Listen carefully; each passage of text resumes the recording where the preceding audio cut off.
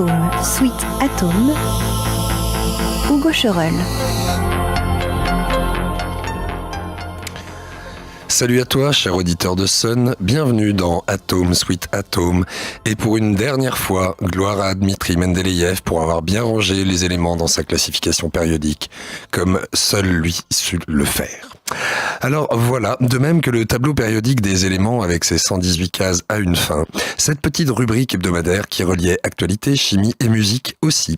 On aura ainsi balayé le xénon sur fond de crise migratoire, le phosphore et les poisons du KGB, le chrome et ses couleurs, le chlore et le centenaire de 14-18, l'hydrogène, la bombe H et Kim Jong-un, le gallium et les œufs au fipronil, ainsi que quelques autres des 118 éléments. Alors pourquoi ? Revenons sur la genèse de cette chronique. Avec la théorie darwinienne de l'évolution par la sélection naturelle, le tableau de Mendeleïev qui recense tous les éléments présents dans l'univers entier reste une des découvertes scientifiques majeures de l'humanité. Comme les êtres vivants, les atomes n'ont cessé d'évoluer depuis qu'ils ont émergé de la soupe interstellaire primordiale à partir de l'hydrogène qui en fusionnant avec lui-même donna d'autres atomes et ainsi de suite, jusqu'à la création par l'homme de l'Ununoctium, le 118e. Et il y a des vies entières de travail de milliers de scientifiques comme Cyborg, Ramsay ou Marie Curie derrière ce tableau, et des tas d'anecdotes rigolotes comme Hennig Brand qui découvrit le phosphore au Moyen-Âge en concentrant l'urine de ses voisins. Ce tableau fascine au point que la célèbre série Breaking Bad en a utilisé le brome et le barium comme symbole. Et ce tableau, qui orne toute salle de physique chimique qui se respecte, reste un souvenir pour nombre d'écoliers, dont moi-même.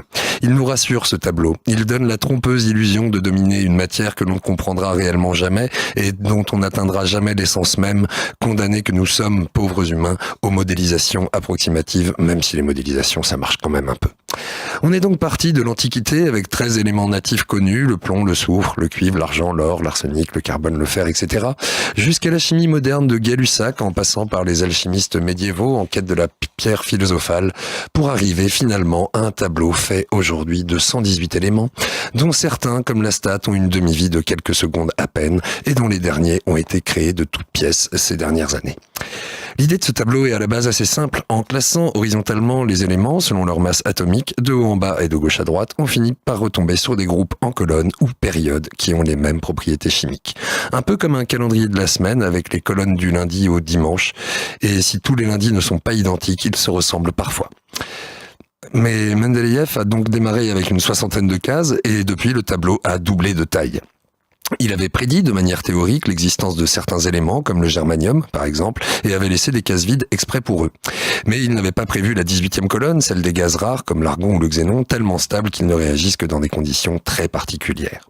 Ce furent Niels Bohr, entre autres, et les apports de la physique quantique qui permirent d'expliquer cette périodicité que les lycéens apprennent sous le nom de règle de l'octet, la structure électronique externe d'un atome conditionnant sa capacité à réagir avec d'autres.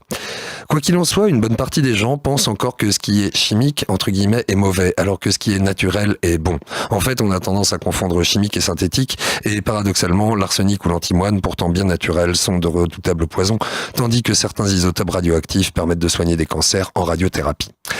En fin de compte, tout est chimique. Mais c'est vrai que depuis Hiroshima, Tchernobyl et plus récemment Fukushima, l'atome fait peur. Car comme avec le feu, on joue avec l'atome, mais on ne le maîtrise pas toujours. Et en effet, les arguments en faveur de la sortie du nucléaire sont tout de même plus que raisonnables et rationnels.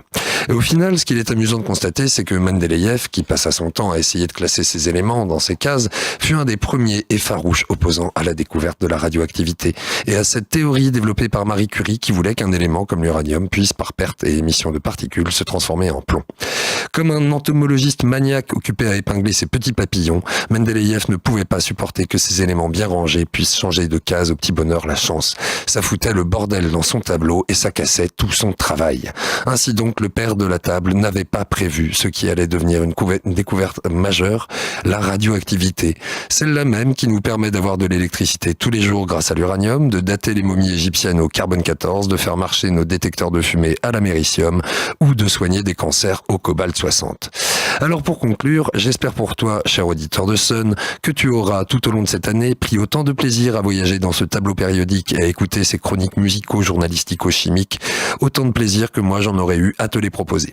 Et sur ce, je vous dis au revoir, je vous souhaite un bien bel été et je vous laisse méditer sur les bienfaits de l'atome en admirant un portrait de Dmitri Mendeleïev tout en écoutant Radioactivity de Kraftwerk et bien sûr, périodiquement vôtre.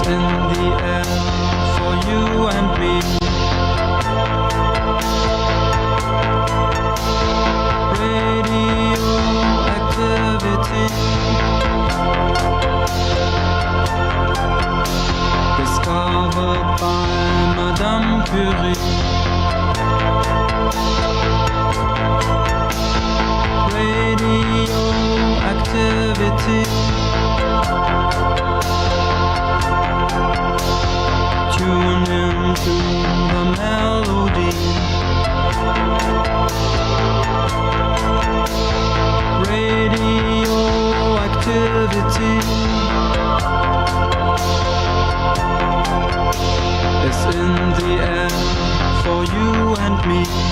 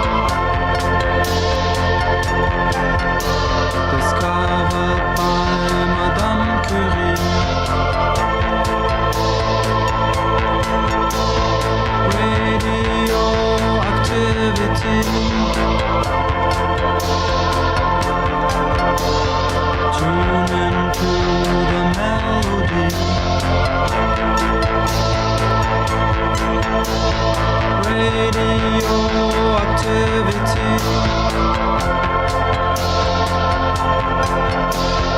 in the air for you and me.